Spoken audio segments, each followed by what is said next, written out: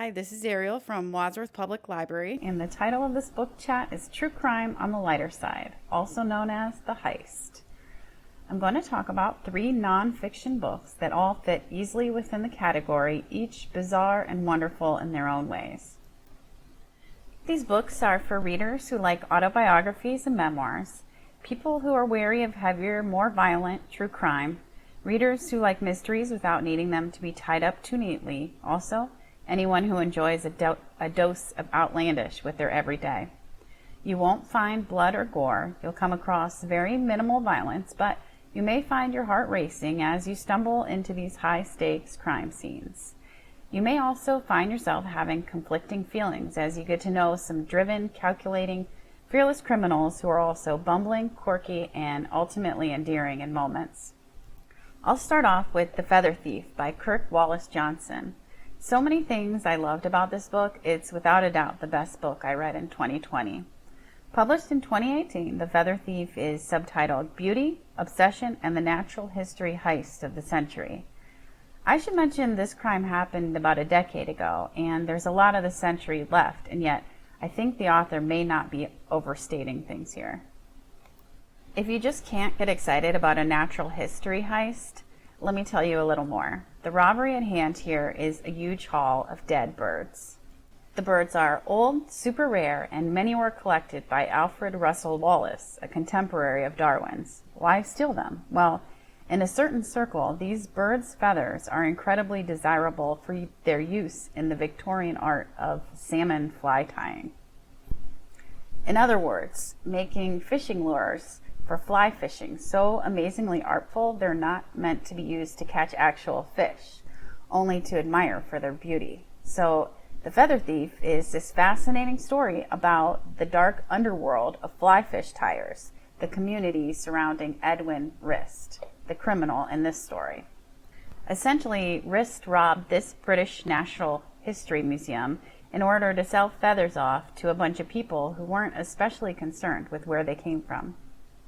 Rist is this great criminal, a 20-year-old American flute player studying in London at the Royal Academy of Music who was a respected and skilled fly tyer and needed some cash. Aside from the absorbing nature of the crime, there's also the author weaving in his own story, which I love in a nonfiction book. The author takes you with him on his hunt to discover what really happened in this case and why, and he writes elegantly about how this journey affected his own life in a good way.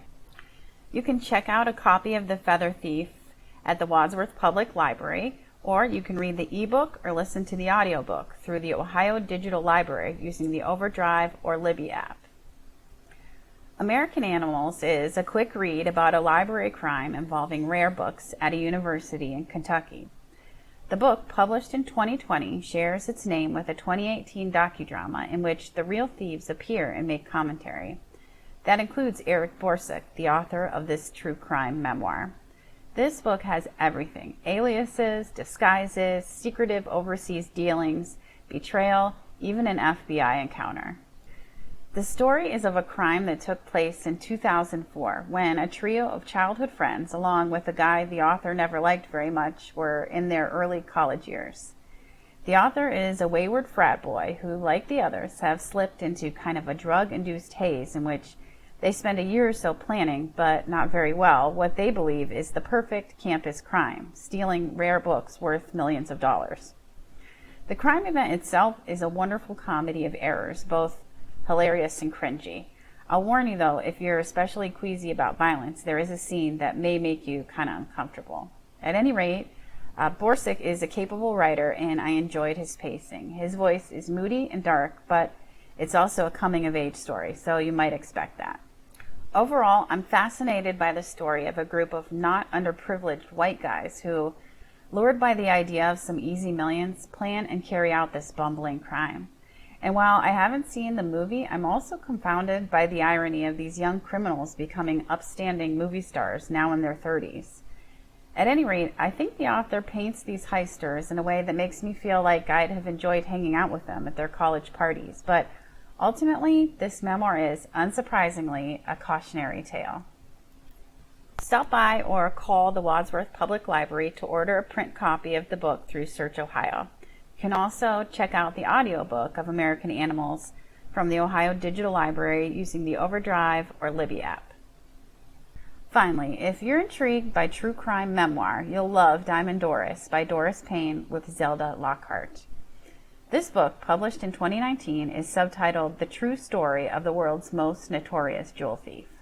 Rather than focus on a single heist, this book chronicles Payne's unapologetic life, 6 decades of crime, which has several local ties, including some early thievery in Euclid and her longtime home in Shaker Heights.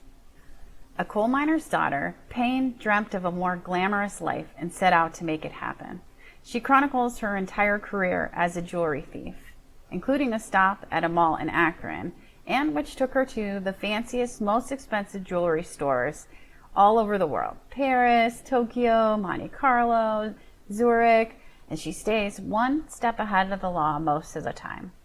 I love this tell-all, which includes a lot of nail-biting moments, but in some ways reads like a how-to manual. I was entranced by Payne's elegant and cool manner, her undying love for the finer things in life, and her dedication to her craft. She skims over a string of arrests and her time in prison, which was fine with me. There's a little romance, bits about her childhood, relationships with family weaved throughout, which makes this book feel pretty rounded out. Ultimately, I feel like if I met Doris Payne today, she's 90, I'd like her a lot.